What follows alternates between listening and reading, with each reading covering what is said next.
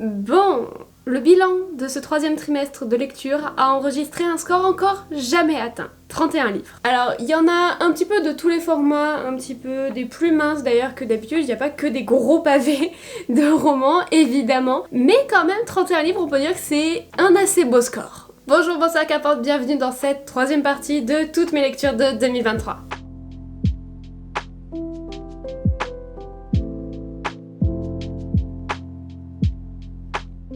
Pour ce troisième trimestre, je suis allée piocher un petit peu dans tous les genres. J'ai lu énormément de bouquins de développement personnel aussi, un petit peu de psychanalyse, et j'ai aussi retenté l'expérience d'une saga que j'avais dans ma bibliothèque depuis des années et qui en fait, je n'avais jamais fini de les lire. Bref, je vous spoil pas trop et sur ce, c'est parti. Sans plus attendre parce qu'on en a quand même pas mal à voir, on commence avec le mois de juillet. Juillet s'ouvre avec Je te hais passionnément de Sarah Wolf, qui est un bouquin que j'avais vu sur TikTok. Pas hyper connu, mais j'en avais entendu pas mal de bien. Je l'ai noté 3 sur 5. Concrètement, pour faire un court résumé, c'est en gros l'histoire d'une nouvelle élève dans un bahut, jusque-là rien de plus classique, mais en fait, les élèves de ce bahut sont un petit peu tous liés par une histoire un petit peu tragique qui en fait fait que ils ont tous un petit peu des problèmes, etc. En très gros, c'est ça. Et écoutez, j'ai pas accroché. En fait, l'histoire qu'il y a derrière ce bouquin, c'est que j'avais acheté le tome 2 avant de savoir que ça c'était le tome 1 et que l'autre tome c'était le tome 2. Du coup, je me suis retrouvée à devoir acheter le tome 1, j'avais déjà le tome 2, bref, vous connaissez l'histoire classique de la meuf qui ne regarde pas dans quel ordre il faut lire les bouquins. Et écoutez, le premier tome déjà, j'ai pas accroché plus que ça, une histoire de meurtre, un accident, voilà, un gars un petit peu sombre, une nana qui a des problèmes avec son physique, enfin rien d'hyper novateur j'ai trouvé dans l'ensemble et la plume ne m'a pas... à aucun moment je me suis sentie vraiment transportée même en lecture. Vous savez ce sentiment qu'il y a quand vous vous rendez plus compte que vous lisez. Je l'ai pas du tout ressenti avec celui-là, du coup j'ai pas aimé tant que ça, c'est pour ça que je l'ai noté que 3 étoiles sur 5. Ça reste un bon truc, mais peut-être que je suis un petit peu trop vieille pour ce genre de bouquin. Prochain bouquin, j'ai décidé de lire Mystery of Thorn Manor, du coup de Margaret Rogerson, qui est le spin-off de Sorcery of Thorns. Et écoutez, c'était un spin-off qui était franchement super sympa. J'ai noté 4,5 sur 5. On se retrouve du coup après quelques semaines dans le manoir du coup de Nathaniel Thorne. Du coup il y a toujours Elizabeth. Ils habitent ensemble mais ne sont pas mariés et cela ne semble pas convenir au manoir magique. Concrètement, c'est un super bon spin-off qui est assez simple, il y a des petites épreuves, il y a des petites péripéties, il y a une fin super mignonne. C'est vraiment un très bon bouquin, par contre j'ai pas compris pourquoi ils l'ont sorti en été, sachant que ça se passe en hiver. Et que vraiment, il y a cette vibe vraiment hivernale, avec du patin à glace, enfin vraiment un truc d'hiver qu'ils ont sorti en juillet. J'ai pas compris. Mais en tout cas, c'était un super bon spin-off et je lui ai enlevé un demi-point quand même parce que pour le prix, je l'ai trouvé assez mince, bien qu'il soit très joli, tout comme le premier bouquin de la série. Il est quand même vraiment beau.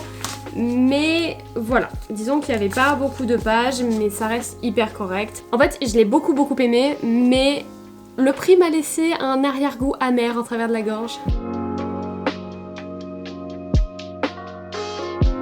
Ensuite, j'ai décidé d'attaquer une nouvelle saga universitaire et j'ai acheté sous les recommandations de mes camarades de classe The Deal. Alors cette saga concrètement, c'est soit on aime soit on déteste, j'ai l'impression. Moi, ce qui me retenait vachement de l'acheter, c'était les couvertures, parce qu'on va pas se mentir, il n'y a pas plus cliché et plus, je trouve, dévalorisant pour les lectrices que un mec torse-poil. Mais bon, c'est une romance universitaire où on va suivre du coup Anna, qui est une assez bonne élève et qui va tout simplement pactiser avec Garrett, qui est un joueur de hockey, afin qu'elle l'aide à remonter sa moyenne, puisque s'il a des notes trop basses, il pourra plus jouer au hockey, etc. Bref, le truc encore une fois assez classique. Mais pour le coup, franchement, j'ai vraiment bien aimé. J'ai noté 4,75 sur 5. En fait, c'est une saga coup de cœur, j'ai lu quasiment tous les tomes, je vais pas vous mentir. Vous allez pouvoir les voir au fil de la vidéo. Ce premier tome est classique, mais hyper efficace, il y a de l'humour, il y a de la romance, il y a de la mignonnerie, vraiment nickel. Ensuite, je suis retournée sur un petit peu de fantasy avec Violet Made of Thorns. Donc celui-là, pareil, je l'ai vu sur TikTok, sur le TikTok de Elle Bodley. J'arrive jamais à prononcer son blaze, je suis désolée. Mais du coup, elle le lisait, elle le comparait un peu au Prince Cruel. Donc je me suis dit, why not? J'ai pas plus accroché que ça avec le Prince Cruel. mais je me dis que j'aime bien quand même la vibe, donc pourquoi pas essayer. C'est du coup un roman fantasy où on va suivre une prophétesse qui va tout simplement essayer d'élucider une sorte de complot autour de sa magie et un peu du royaume dans lequel elle vit. Elle déteste le prince héritier la déteste, du coup ça va faire un petit peu des étincelles quand ils vont devoir collaborer ensemble pour tout simplement résoudre les complots qui se trament un petit peu à la cour. Je l'ai noté 4 sur 5. C'est une fantaisie sympa mais sans réel plus. Je pense très honnêtement qu'il existe peu de one-shot de fantasy de très bonne qualité dans lequel on s'immerge vraiment si ils font moins de 500-600 pages. Et là pour le coup on est sur 400 pages donc ça fait un petit peu mince pour vraiment développer les personnages et s'y attacher. C'est une lecture sympa qui m'a tenue accrochée, ça y a pas de souci. Par contre j'ai pas plus aimé l'intrigue que ça, la romance je l'ai pas plus perçue que ça encore une fois et j'ai vraiment un problème avec, je trouve, les romances dans les fantaisies et même dans les romans pour adolescents. Il y a des fois où les romances ne sont pas claires et il y a des enemies to lovers qui en fait sont trop ambivalents, on comprend pas. Et en fait, je me suis un peu retrouvée dans ce cas-là avec ce bouquin, c'est que je ne comprenais pas la romance. Alors est-ce que j'étais juste mal positionnée, j'étais pas dans le bon mood pour lire, je ne sais pas, mais j'ai pas trouvé la romance plus incroyable que ça. Et c'est dommage parce que c'est quand même un gros pilier de l'intrigue, donc c'est assez compliqué de faire sans la romance. Mais bref, c'était quand même un bon one-shot. Si vous aimez bien les complots, la fantasy, etc., allez-y. Par contre, si vous attendez vraiment une grosse romance, faites pas la même erreur qu'avec Le Prince Cruel. Ne l'achetez pas en vous disant que c'est une romantaisie, ça n'en est pas une. Ensuite, je suis passée sur un autre registre de fantasy. Je n'avais encore jamais exploré le registre un peu pirate des fantaisies, du coup je me suis dit bah écoute, pourquoi pas essayer avec La Fille du Roi Pirate. Ça a été un coup de cœur. C'est en gros l'histoire d'une princesse pirate qui va s'introduire sur le bateau ennemi pour trouver une carte au trésor qui devrait la mener à vraiment un trésor incommensurable. Enfin bref, le truc classique de pirate, j'ai envie de vous dire. Et écoutez, ce livre, je l'ai qualifié comme mon doudou de cet été. C'était vraiment un livre trop bonne vibe. J'ai eu un peu de mal à comprendre la plume de l'auteur au début du bouquin parce que je comprenais pas trop, j'arrivais pas en fait à cerner les personnages vraiment tels qu'ils étaient, mais en fait au fur et à mesure ça s'est assez bien démêlé et j'ai réussi à vraiment m'immerger dans l'univers. J'ai eu un énorme coup de cœur pour l'héroïne qui a vraiment un sale caractère mais elle est tellement drôle, vraiment j'ai adoré cette lecture, ça a été mon petit coup de cœur de juillet donc si vous l'avez pas encore lu, allez-y. Ensuite, j'ai enchaîné avec L'Empire des Femmes, tome 2, du coup, Ténéros. C'est la fin d'une duologie, du coup, le premier tome, c'est en gros une société matriarcale dans un cadre un petit peu d'antiquité où les hommes sont tout simplement des esclaves ou ce qu'on appelle des géniteurs, donc ils sont utilisés simplement pour la reproduction. Dans ce tome-ci, du coup, on est sur l'île de Ténéros, donc sur l'île des hommes, et Alosa va tout simplement devoir faire face aux inégalités et va se rallier au camp des hommes. Assez logiquement. Je l'ai noté 4 sur 5. J'ai bien aimé ce tome-ci, la romance était beaucoup plus présente, la dystopie se faisait toujours sentir. La fin est satisfaisante, mais il y a quand même un petit hic. Je trouve qu'il y a beaucoup de longueur pour le retournement de situation qu'il y a en fait. C'est une fin simple, efficace, mais qui a rien de particulier en soi pour une dystopie. Mais le petit plus quand même que j'ai trouvé à ce tome là, que j'avais pas du tout trouvé dans le tome 1, c'est les intrigues secondaires. Vraiment, le point de vue par exemple de Sirène, qui est du coup la meilleure amie de Alosa, qui est encore sur l'île des femmes, etc. J'ai beaucoup trop aimé, alors que de base je détestais le personnage dans le tome 1. Là vraiment, l'autrice a réussi à me faire kiffer ce personnage et j'étais limite plus dans l'histoire de Sirène que dans l'histoire de Alosa. En soi, la fin est simple, mais franchement, le bouquin a beaucoup de potentiel si vous aimez les dystopies. Ensuite, on change totalement de registre. J'ai lu L'Art de la guerre pour les entrepreneurs de Mark Smith, qui est en fait une réécriture du texte L'Art de la guerre. Disons que ça se présente sous la forme de la réécriture du texte original, du coup L'Art de la guerre, sauf que cette fois-ci c'est pour l'entrepreneuriat. Du coup on parle de marché, de commerce, etc. Je vais pas vous mentir, je l'ai pas noté super haut parce qu'il m'a un peu fait chier. Ça a un peu été une lecture épinard, je dirais, c'est-à-dire c'est les lectures que tu n'apprécies pas mais qui sont quand même un peu utiles. Du coup je l'ai mis 3 sur 5, il est assez sympa, il est court, mais voilà, c'est pour les entrepreneurs et je me doute bien que c'est pas une lecture que tout le monde va apprécier.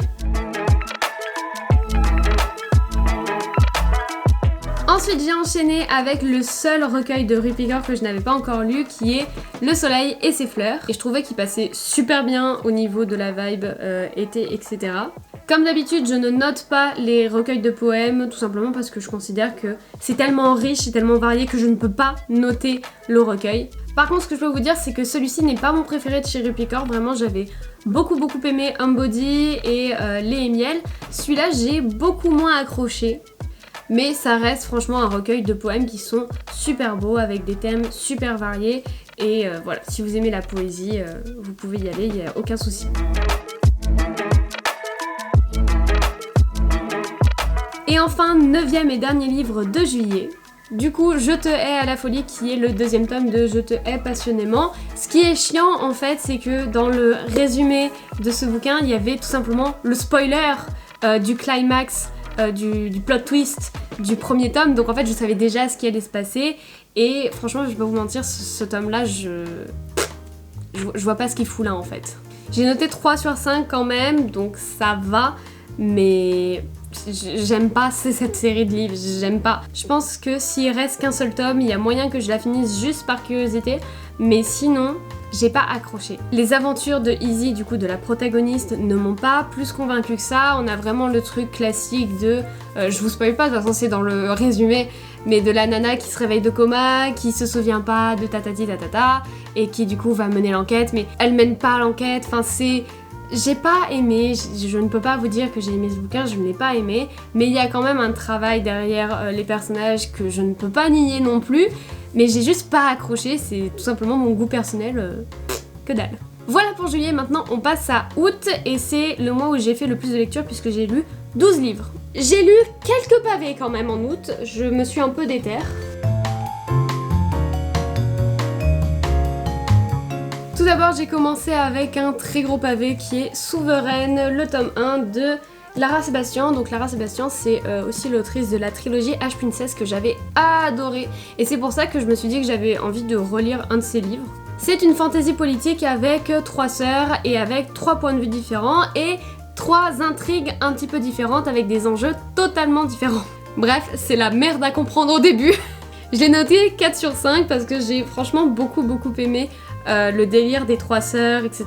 Les retournements de situation à la fin sont vraiment cool. J'ai mis un peu de temps à m'accrocher au personnage, mais franchement c'est vraiment pas étonnant quand on a 3 personnages avec 3 univers différents, avec 3 intrigues, 3 problématiques différentes. C'est assez logique qu'on ait du mal à s'y retrouver aux premiers abords, mais franchement j'ai assez vite trouvé mes marques et j'ai assez vite réussi à m'immerger dans chaque histoire.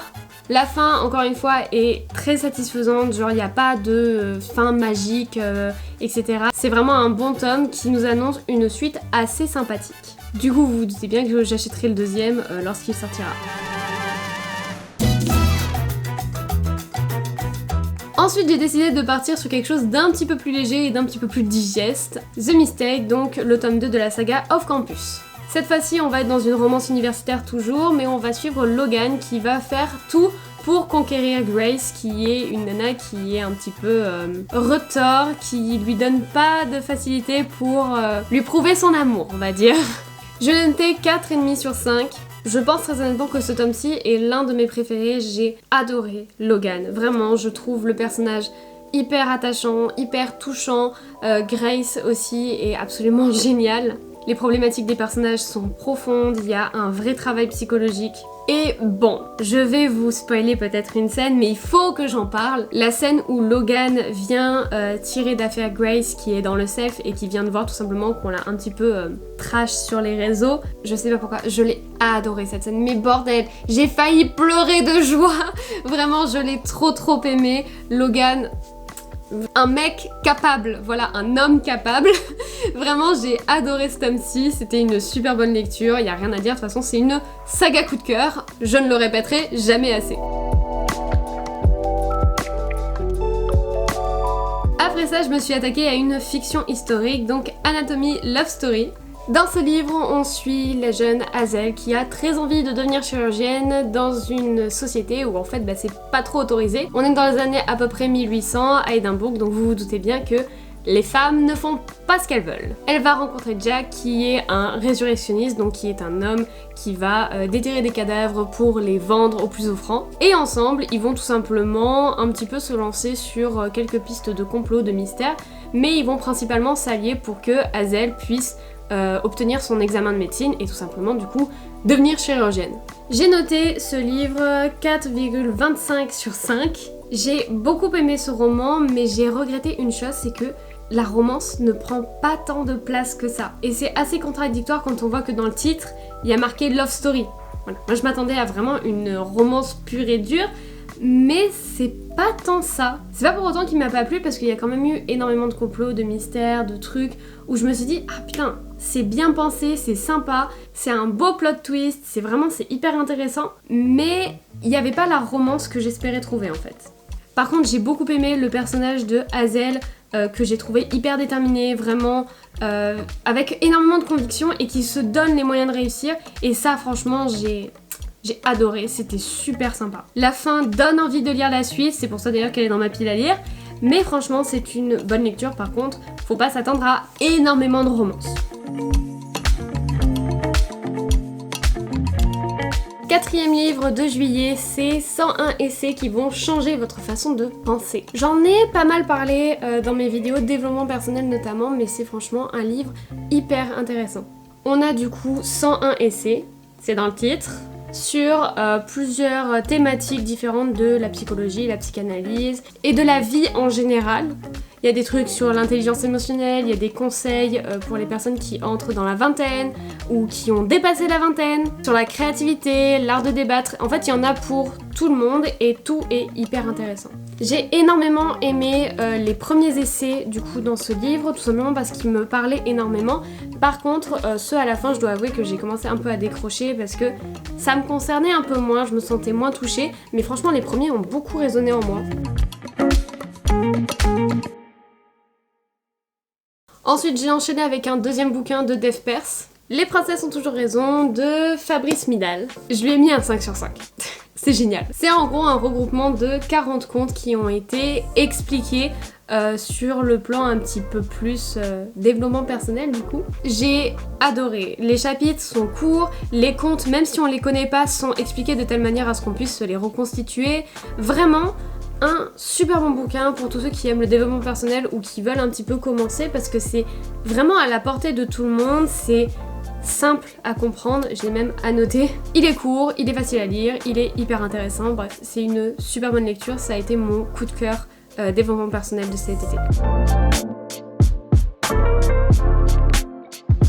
Sixième livre de juillet, c'est Twisted Game de Anna Wang, du coup la version anglaise. Je l'ai annoté comme une folle, il y a tellement de petits post-it, de petits dessins aussi, puisque voilà, je me suis pris de passion pour l'annotation en fait, tout simplement. Je vous avoue que du coup ça a vraiment rallongé ma lecture vu que je faisais que annoter, mais vous voyez faire des conneries comme ça avec des post-it transparents et tout, enfin c'était vraiment très long à faire, c'est pour ça d'ailleurs que j'ai mis énormément de temps à le lire. Ensuite donc Bridget qui en fait va tout simplement avoir le droit à un nouveau garde du corps suite à l'abdication de son frère. Elle va être désignée comme l'héritière d'un royaume en Europe, et etc.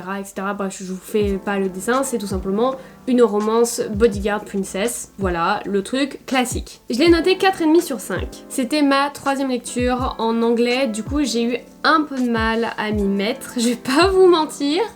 La romance est quand même assez instable de par le caractère des deux personnages. Au début du livre, vraiment, elle est quasiment inexistante, j'ai envie de vous dire. Mais franchement, à partir de la moitié, je me suis vraiment mis dedans et je me suis vraiment attachée au personnage. J'ai vraiment pu m'immerger en fait dedans. On a des histoires assez profondes, mais avec quand même des passages comiques. Reese est incroyable, vraiment j'adore. Mais ce que j'ai vraiment aimé et ce qui m'a fait dire qu'en fait ce livre était un bon livre, c'est tout simplement la résolution de Reese à la fin. Il ne va pas lâcher le morceau, voilà, il va être vraiment déter, et ça, j'avais tellement peur que ça ne soit pas le cas, j'avais tellement peur que par le fait qu'il soit assez froid, assez distant, etc. Il laisse en fait tomber l'histoire de la romance et que ce soit Bridget qui doive se battre pour lui, etc. Mais en fait non, c'est l'inverse. Du coup je suis agréablement étonnée par la fin de ce bouquin. Il est vraiment très sympa et si vous pouvez pas lire en anglais, bah, je vous invite à le lire une fois qu'il sera sorti en français parce que franchement, il vaut le détour. Par contre, je ne commenterai pas les scènes de Spice. Si vous avez lu, vous savez, si vous allez le lire, vous saurez, mais je vais rien dire. J'ai l'impression que la pile ne désemplit pas, ça me terrifie. On enchaîne ensuite avec le tome 3 de la saga Off Campus, donc The Score. J'ai noté 4,5 sur 5. On suit l'histoire de Ali qui vient tout simplement de rompre pour la énième fois avec son ex et qui cette fois-ci est bien déterminée à faire une croix sur lui. Elle en a marre, elle se sent dépendante, elle veut prendre son envol, elle veut vivre sa vie. Elle va rencontrer Dean, un joueur de l'équipe de hockey, qui va tout simplement lui dire « Mais meuf, éclatons-nous ensemble. Tu veux t'éclater, je veux m'éclater, tu as besoin de liberté, laisse-moi te faire goûter à la liberté. » Et voilà, la situation va un petit peu déraper entre deux. Et en fait, assez rapidement, Dean va se rendre compte que Ali ne sort pas de sa tête, il est obsédé par elle, etc., etc.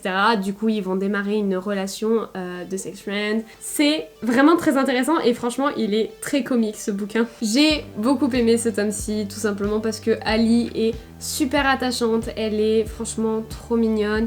Dean est un peu moins cute que Logan, je dois dire que j'ai ma petite préférence, mais il reste vraiment super sympa. En fait au début Dean il passe vraiment pour le mec en chien, en manque et tout, le gros macho etc. Et plus le roman avance et plus en fait on se rend compte que c'est pas du tout le cas. L'histoire autour d'eux est très très sympa, elle est pas cliché, il y a quelques clichés mais voilà c'est pas... Et franchement il y a des scènes qui sont pépitas, où je n'ai pas pu m'empêcher d'avoir un éclat de rire et vraiment c'est magnifique. Pour tous ceux qui ont lu ce livre et pour tous ceux qui le liront, retenez juste un nom qui est essentiel, Winston, c'est tout. Après ça on change un peu de registre puisque j'ai lu Le Réveil de Laurent Gounel, qui est un livre, j'ai envie de dire psychologique. Je sais pas trop comment est-ce qu'il est classifié en termes de littérature, mais vraiment pour moi c'est un roman psychologique où en fait on va tout simplement suivre un petit peu une sorte de parallèle à la crise Covid qu'il y a eu en France. Et en fait c'est un roman qui ouvre les yeux sur tellement de choses, c'est absolument incroyable. Genre quand je l'ai lu, j'ai dû le lire en une après-midi et j'étais dans le... Waouh. Genre il a révolutionné ma vision des choses, de la crise sanitaire, des actions du gouvernement. Vraiment c'est un livre, tout le monde sur cette putain de terre devrait le lire. Il est incroyable, tant par sa véracité que par ses explications. C'est vraiment un livre qui m'a convaincue que la crise Covid, il y avait des enjeux derrière et il m'a tellement bien expliqué comment ça avait été fait que maintenant, je sais déceler, etc. Enfin bref, un super bon livre de psychologie, d'analyse, de société aussi, et vraiment, ce livre devrait être lu par tout le monde. Et je vous ai pas dit, mais du coup, Le Réveil, je l'ai noté 5 sur 5. Après ça, j'ai enchaîné avec une petite lecture que j'ai lue en fait en tandem avec la prochaine. J'ai lu le petit livre L'estime de soi de Rosette Poletti. Donc c'est, vous savez, les petits livres qu'on peut trouver assez facilement dans le rayon d'F-Pers. C'est vraiment une très bonne introduction. Et du coup, ce petit livre, je l'ai noté 4 sur 5. C'est un petit récit sur l'estime de soi et je trouve vraiment que c'est une très bonne introduction au sujet pour tous ceux qui commencent à aller vers le développement personnel mais qui, voilà, ils savent pas trop par où commencer. Je vous conseille vraiment les petits livres comme ça, c'est facile à lire, c'est facile à comprendre, c'est... Voilà, c'est génial. Je l'ai bien aimé, après je pense que j'ai lu tellement de bouquins de F-Pers avant lui qu'au final il m'a pas apporté tant que ça, mais il a renforcé mes acquis et rien que pour ça, il mérite une bonne note. 10e livre de ce mois d'août, on arrive bientôt à la fin. J'ai lu Le Royaume des damnés de Kerry Manis... Je ne dirai pas ce nom. Du coup, c'était mon premier de Saxus, donc déjà j'ai dû me faire à la mise en page assez particulière des deux Saxus, donc qui est assez étroite en termes de largeur, je trouve. C'est une fantaisie italienne qui se déroule en Sicile, là où deux sœurs sorcières en fait se cachent de la société qui voilà, n'aime pas vraiment les sorcières. L'une des deux sœurs va se faire assassiner et la seconde sœur va tout simplement essayer de mener l'enquête pour découvrir qui a tué sa sœur.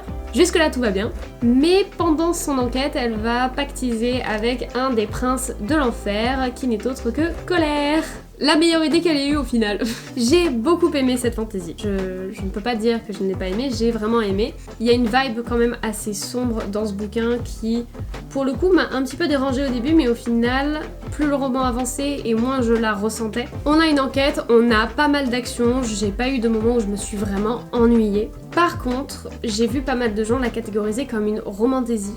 Pour moi, ça n'en est pas une. C'est une fantaisie avec une romance qui est annexe à l'intrigue, mais ce n'est pas une romantaisie. La différence que je fais, c'est que Le Pont des Tempêtes, par exemple, est une romantaisie puisque l'intrigue est basée sur la relation des deux personnages. Là, l'intrigue est basée sur l'enquête du meurtre de la sœur de la protagoniste. Donc pour moi, ce n'est clairement pas une romantaisie, par contre c'est une fantaisie avec le soupçon de romance qu'il faut et qui est franchement assez bien dosé. Il n'y a pas énormément de romance, mais voilà, pour moi on ne peut pas la vendre comme une romantaisie dans le sens où il n'y a pas tant de romance que ça. Disons que le prince dans l'enfer va sauver la peau des fesses de la protagoniste plusieurs fois, ça je vous l'accorde, mais voilà, va pas y avoir le bisou, le machin, le truc, tout le pataquès du couple quoi. Donc pour moi, ce tome-ci est une fantaisie avec de la romance, mais ce n'est pas une romantaisie. J'attends de voir le deuxième tome pour pouvoir vraiment savoir où positionner cette saga, mais pour ce tome-là, je suis catégorique. Avant-dernier livre d'août, j'ai lu le livre de Chloé Bloom qui est Déployer l'amour de soi, et je vais pas vous mentir, quand je l'ai lu, j'ai trouvé ça un peu bateau. Je l'ai trouvé un petit peu bateau, c'est énormément de paroles au sujet du coup de l'amour de soi, du fait de s'accepter, de se pardonner, etc. Et en fait, au début, je trouvais ça bateau, mais en fait, plus le livre avançait et plus je me rendais compte de la méchanceté dont on pouvait faire preuve envers soi en général au quotidien. Et ce que je trouvais bateau au début, en fait, je l'ai trouvé réaliste à la fin. Je lui ai mis un 3,5 sur 5, ça n'a pas été une lecture grandiose non plus, et comme je vous l'ai dit, j'ai pas accroché de suite avec le principe, mais j'ai bien aimé le bouquin, et maintenant que j'ai un peu de recul, je peux vous dire que oui, au premier abord, c'est un truc vraiment avec des conseils hyper bateau, hyper classiques, du genre aimez-vous, aimez votre corps, etc. Mais en fait, c'est assez bien expliqué pour qu'on comprenne l'intérêt qu'il y a derrière. Il y a quand même des choses qui ont résonné en moi, j'ai appris des trucs, donc c'était quand même une bonne lecture. Dernier livre de ce mois de juillet, c'est Un rien peut tout changer de James Clear, donc le phénomène Atomic Habits en anglais. Je l'ai noté 4,75 sur 5. C'est du coup un livre de développement personnel qui porte sur les habitudes, les micro-actions et notre quotidien en général et comment notre quotidien en fait influence du coup notre vie de tous les jours. J'ai énormément apprécié ce livre et de toute manière vous l'avez vu, j'en ai parlé quand même pas mal dans mes dernières vidéos de développement personnel. Il y a des schémas, il y a des études qui sont expliquées, il y a des exemples concrets. Tout ça, ça fait vraiment de ce livre un truc enrichissant. Il est assez facile à lire, il n'y a pas une plume qui est vraiment complexe avec des termes compliqués, etc. Du coup, en plus, ça le rend accessible et les explications sont vraiment claires, donc rien à dire pour ce livre, je l'ai énormément aimé et si vous avez l'occasion et que vous êtes motivé, lisez-le. Après, petit hic, il est quand même assez long, on va pas se mentir, mais il en vaut la peine, il en vaut largement la peine. Enfin, on a fini le mois d'août! Le plus long. On passe à septembre. J'ai commencé le mois de septembre avec encore une fois une lecture d'Eve Peirce, mais plutôt psychanalyse. Victime, bourreau ou sauveur, comment sortir du piège. Du coup, on parle du triangle de Karpman, qui est tout simplement un schéma assez répétitif dans tout ce qui est dispute en fait et conflit. Et du coup, je me suis un petit peu intéressée au sujet puisque je pense que vous commencez à le comprendre, mais ces derniers temps, j'ai vraiment un intérêt particulier pour tout ce qui est psychanalyse. Du coup, j'ai lu ce petit livre et je l'ai noté 4,5 sur 5. J'ai vraiment bien aimé. Il est facile à lire, facile à comprendre. Les chapitres sont pas trop longs, les exemples sont concrets. Il n'y a rien à dire, c'est un super bon livre et si vous voulez le lire, écoutez, il est hyper accessible. Donc, allez-y. Après ça, je suis quand même repartie sur un petit peu de romance et j'ai lu le livre Bienvenue à Lafayette de Océane Ganem. Je vais noter 4,75 sur 5. J'ai vraiment adoré cette romance. Je saurais pas vous dire pourquoi, mais j'ai tout de suite été immergée dans le truc. J'ai adoré la protagoniste, vraiment, il y avait rien à dire, tout était parfait, sauf la fin que j'ai trouvée un petit peu baguette magique, mais elle est quand même très logique. C'est pour ça que j'ai pas descendu plus ma note que ça. En fait, la fin me paraît simple. Le pire, c'est que je sais qui est sur cette moto là qui fait du bruit depuis un quart d'heure. Je sais qui c'est un de mes camarades de classe. J'ai adoré cette lecture, il y avait rien à dire, mais vraiment la fin m'a paru un petit peu baguette magique, bien qu'elle soit super logique. Je comprends pas pourquoi est-ce qu'on voit pas plus ce livre sur BookTok, parce que c'est vraiment un truc qui répond à tous les critères du livre populaire. Donc faites de la propagande un peu.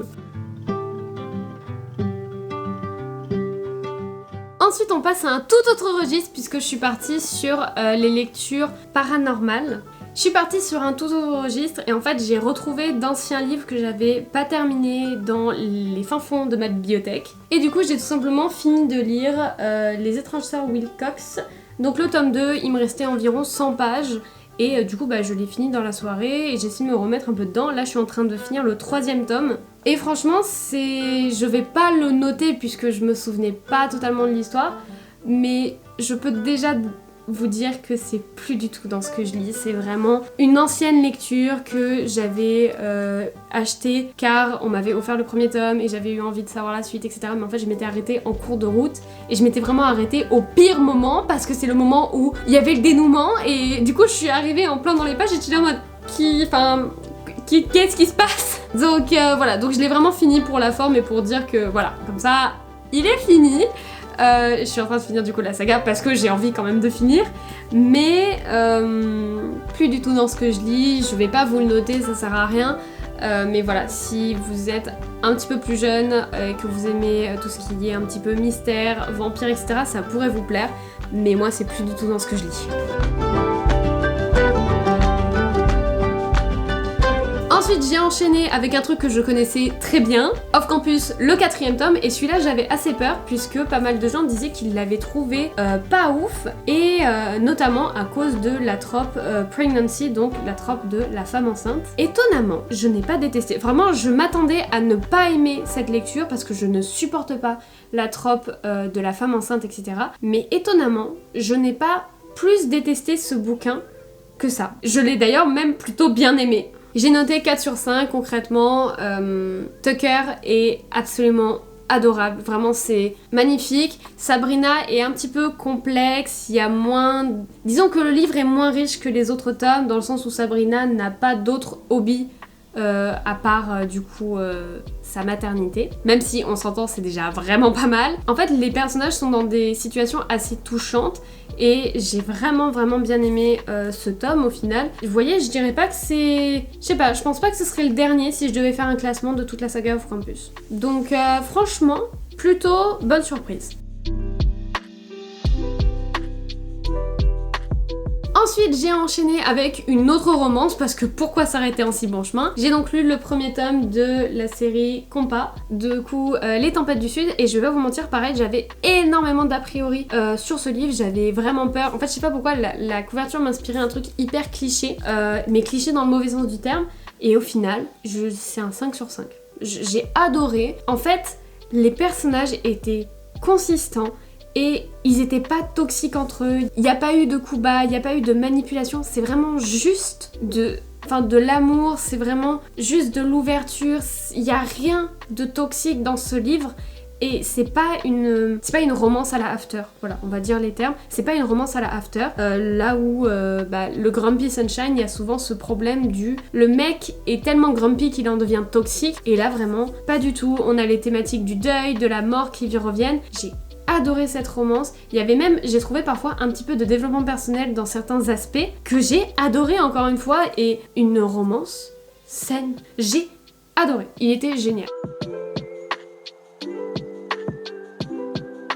Ensuite, je suis passée sur du développement personnel parce que je l'ai lu du coup en tandem avec une des lectures qui va suivre. J'ai du coup lu Agir et penser comme un chat de Stéphanie Garnier et j'ai adoré.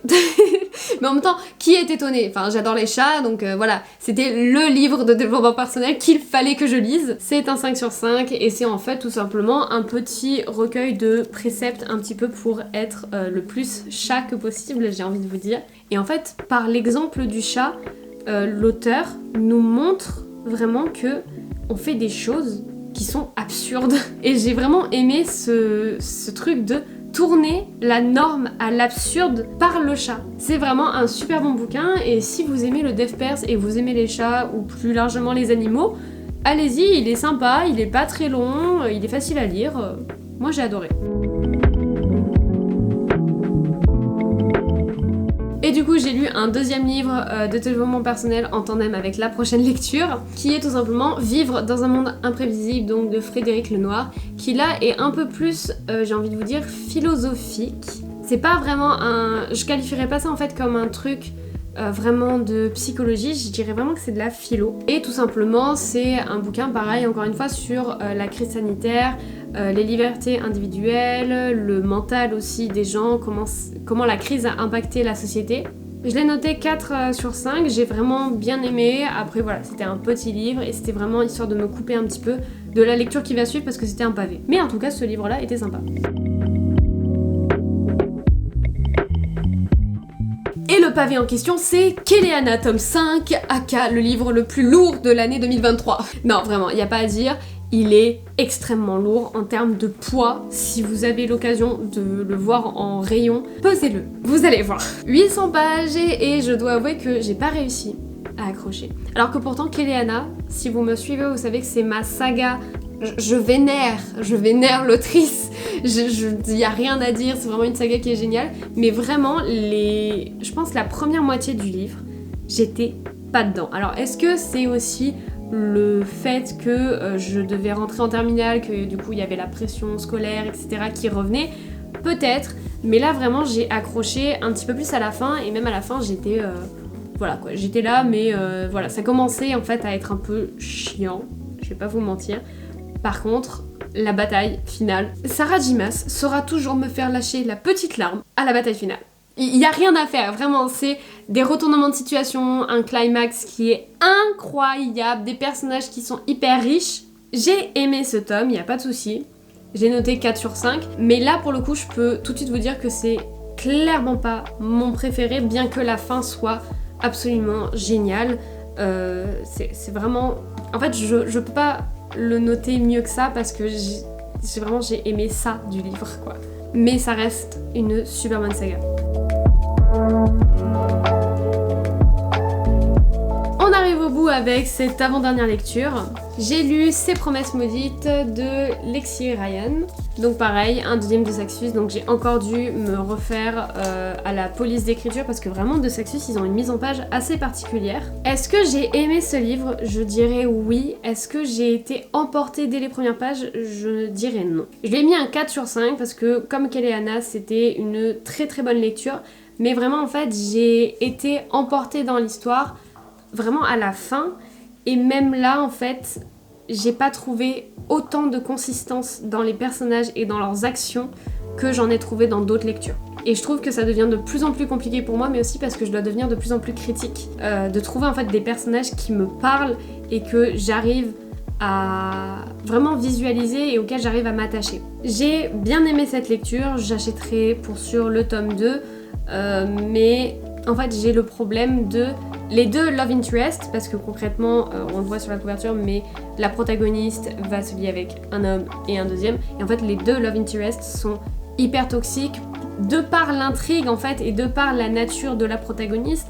Mais moi c'est un truc qui je pense me gêne un petit peu dans les livres quand tout simplement les relations sont pas sincères. Et dans ce livre là il y a tout sauf de la sincérité, c'est vraiment mensonge sur omniscient sur mensonge, donc c'est un peu compliqué pour moi, mais après l'intrigue reste très très cool, la protagoniste reste aussi assez quand même consistante dans ses actes, etc., assez courageuse, mais voilà, c'était une bonne fantaisie. Après j'irai pas à dire que c'était la fantaisie de l'année.